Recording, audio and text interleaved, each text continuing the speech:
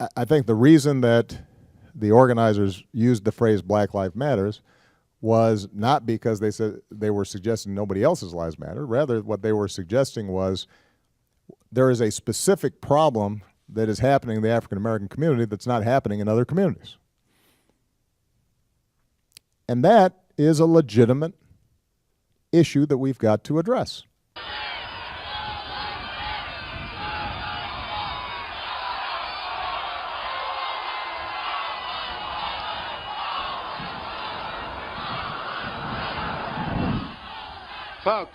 Folks, look, we have to love everybody. All lives matter. Remember that. All lives matter. It exists because of this. I can't breathe. And this. And this. You shot 4 bullets into him, sir. He was just getting his license and registration, sir. Which give rise to this. Black Lives Matter is a hashtag, a rallying cry, a movement. And it lies directly at the intersection of race relations and deadly force in America. Protests and violence erupting again in Milwaukee. Demonstrators firing shots. A lot of shots right now. Throwing objects. Oh, it looks like the gas tank just popped. And setting cars on fire. At least one person was shot and rushed to the hospital. A police officer also hospitalized after a rock smashed the windshield of a squad car.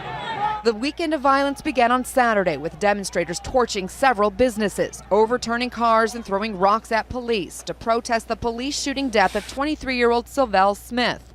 Smith was shot fleeing a traffic stop when police say he turned toward the officer with a gun in his hand.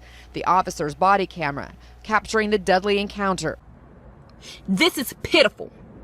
It is pitiful, it is sad, it is pathetic, and y'all need to get y'all shit together.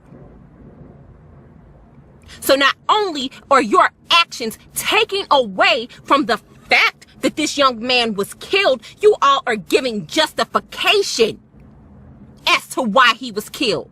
Your actions, your reaction to the situation. I am disgusted. Please tell me how you're oppressed. Is it because the black unemployment rate is double what it is for whites, or the homicide rate, or the dropout rate, or the percentage in minority communities on food stamps? Well, we've had a black president for almost 8 years now. Maybe he failed you. We also have a black woman in charge of the Justice Department. Maybe she failed you too. Or maybe it's the liberals, your saviors, which have run your communities into the ground. Where does the buck stop? When will those in black communities take a step back and take some responsibility for the problems in black communities? Because it seems to me blaming white people for all of your problems might make you the racist. Maybe white people don't need a movement. At some point, we need to realize that a lot of these deaths are systemic and biased. Nobody's trying to tell you that white people also haven't been killed by officers, and nobody's trying to tell you that black people haven't also killed white people. But there does need to be awareness raised that if not racism, then at least a very deep-rooted prejudice still runs very deep in this country. If you don't agree with me, I'm willing to bet that there's a pretty solid chance that you're white. If you believe there was a White Lives Matter, would it be considered racist? Applause. You think it would be considered racist? Upon the data. There's no reason for them. They don't need a White Lives Matter because it's already understood that white lives matter. Excuse me. Hold on one second. So I'm gonna use a very simple analogy. If you and I went to the store and both of us ordered hamburgers, and they gave you yours, and they gave Bishop Jakes his, and I didn't get mine, is it discrimination? Is it racist because I say, "Where is my burger?" But then you turn around and you say, "All burgers matter." Well, I'm glad you have yours, but what about mine? They won't change overnight. Social attitudes oftentimes take generations to change. But if our democracy is to work the way it should in this increasingly diverse nation, then each one of us need to try to heed the advice of a great character in American fiction, Atticus Finch, who said, "You never really understand a person until you consider things from his point of view, until you climb into his skin and walk around in it." For blacks and other minority groups, That means tying our own very real struggles for justice to the challenges that a lot of people in this country face. Not only the refugee or the immigrant or the rural poor or the transgender American, but also the middle-aged white guy who, from the outside, may seem like he's got advantages, but has seen his world upended by economic and cultural and technological change.